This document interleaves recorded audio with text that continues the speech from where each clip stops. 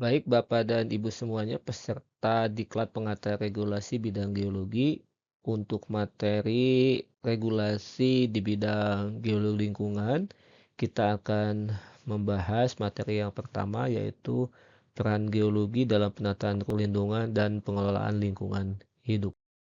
Baik, Bapak dan Ibu semuanya, peserta Diklat Pengantar Regulasi Bidang Geologi, materi yang kita bahas merupakan materi kedua dari 7 materi yang ada pada regulasi bidang geologi. Barangkali pertanyaan pertama adalah mengapa kita membutuhkan memerlukan geologi dalam penataan ruang. Seperti kita ketahui, pengaturan penataan ruang merupakan langkah strategis pemerintah dalam mengatasi permasalahan dalam pemanfaatan ruang. Kalau kita cermati ya bahwa aktivitas manusia itu tidak terbatas ya. Jadi ruang untuk menampung semua aktivitas manusia dari bekerja, tempat tinggal, serta peristirahatan terakhir seperti pemakaman umum itu tentunya membutuhkan ruang. Kemudian kita juga harus berbagi ruang bukan hanya untuk manusia ya. Di situ juga kita ada hewan, ada tumbuhan,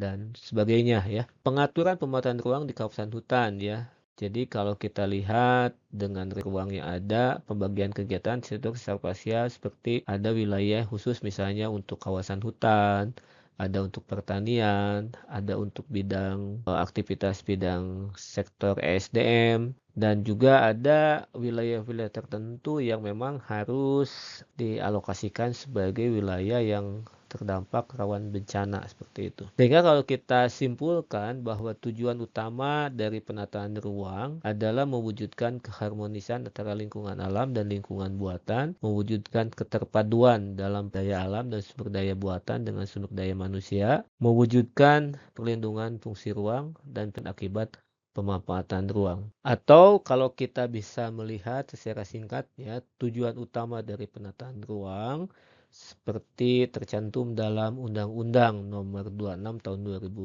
2007, yaitu untuk mewujudkan ruang wilayah nasional yang aman, nyaman, produktif, dan berkelanjutan.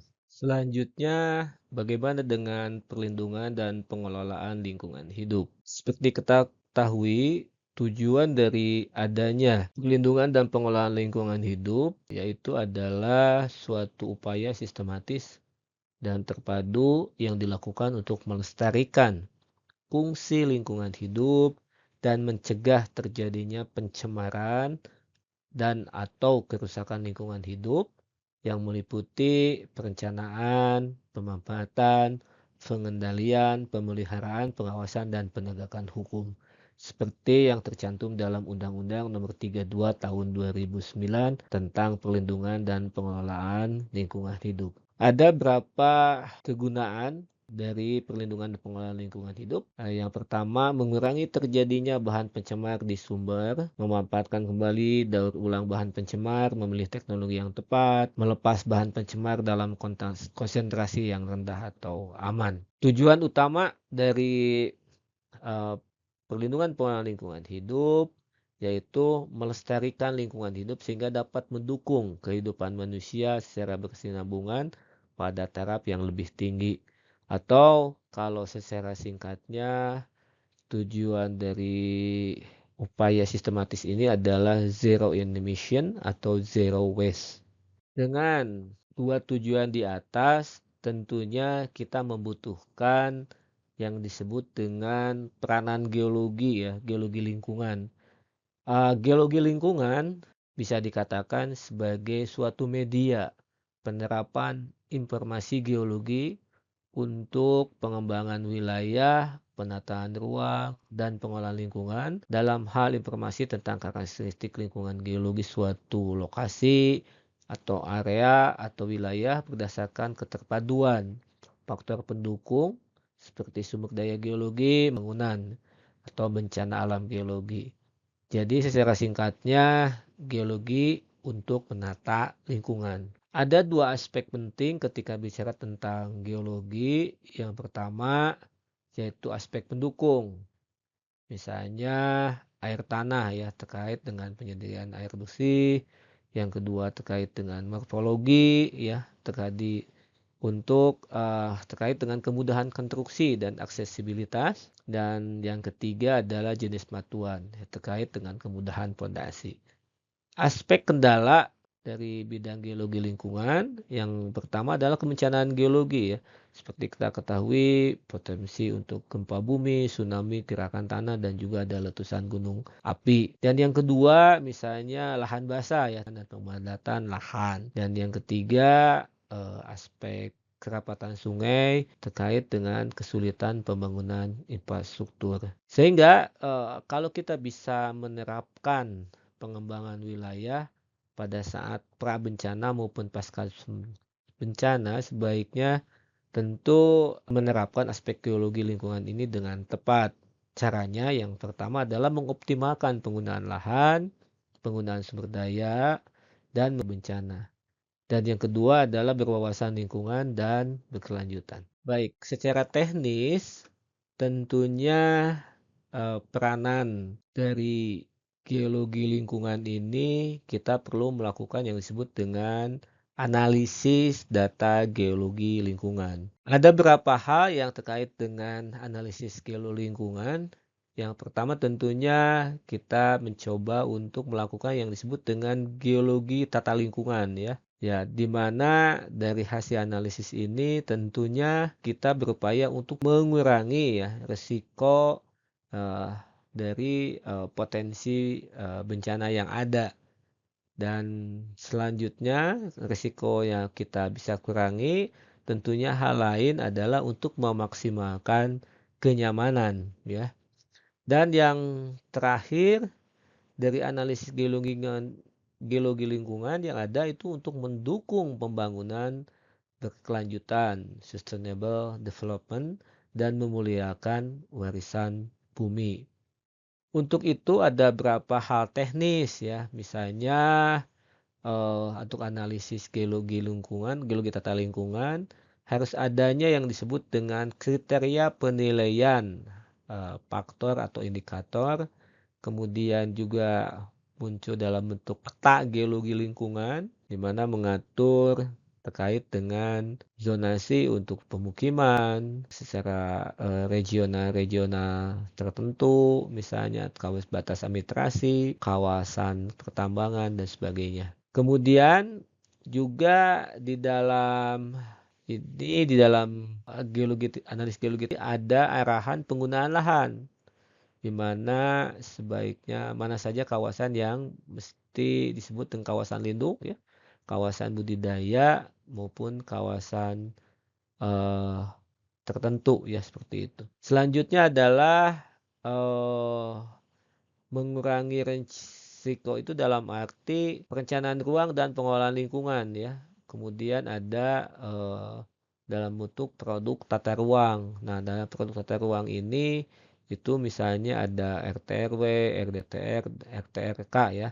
Produk pengelolaan lingkungan, yang lainnya adalah kita tentu masuk ke dalam AMDAL, UKR, dan UPL. Sehingga kalau kita teknis lagi ya, analisis geologi lingkungan itu dilakukan untuk mengidentifikasi potensi dan pengembangan bagian wilayah pengembangan berdasarkan potensi dan kendala aspek geologi lingkungan ya.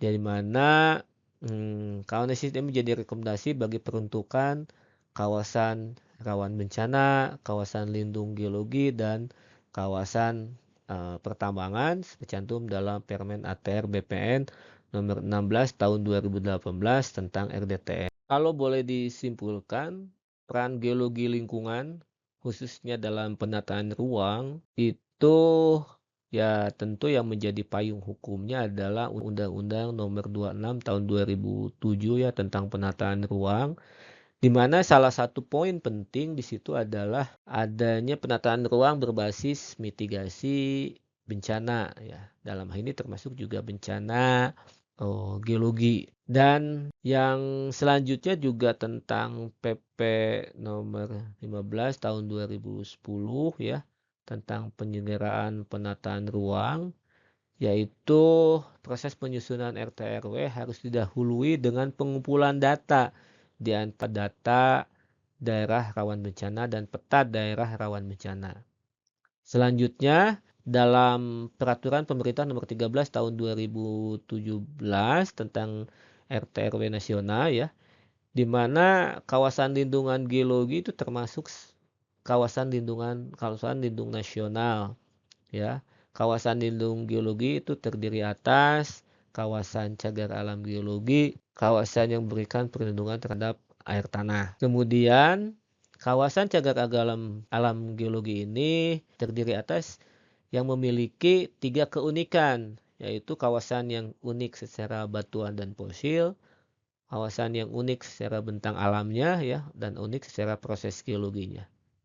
Lebih detailnya itu diatur di Permen ATR atau Kepala BPN nomor 11 tahun 2021 tentang tata cara penyusunan, peninjauan kembali, revisi, dan penerbitan pertunjukan substansi tentang rencana tata ruang wilayah provinsi, kabupaten, kota, dan rencana DT tata ruang.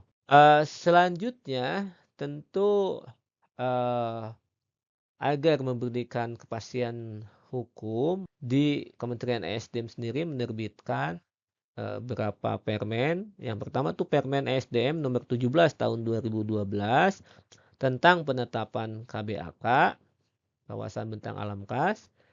Yang kedua adalah Permen ESDM nomor 37 tahun 2013 tentang kriteria teknis kawasan peruntukan pertambangan. Dan yang ketiga yaitu Permen ESDM nomor 32 tahun 2016 tentang pedoman penetapan kawasan cagar alam geologi.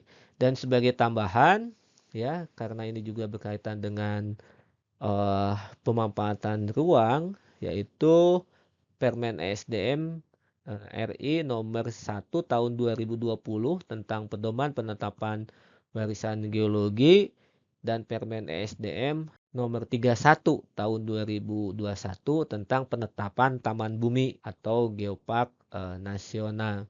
Selanjutnya di materi berikutnya kita akan lebih membahas mengenai Permen ESDM sesuai dengan urutan di atas.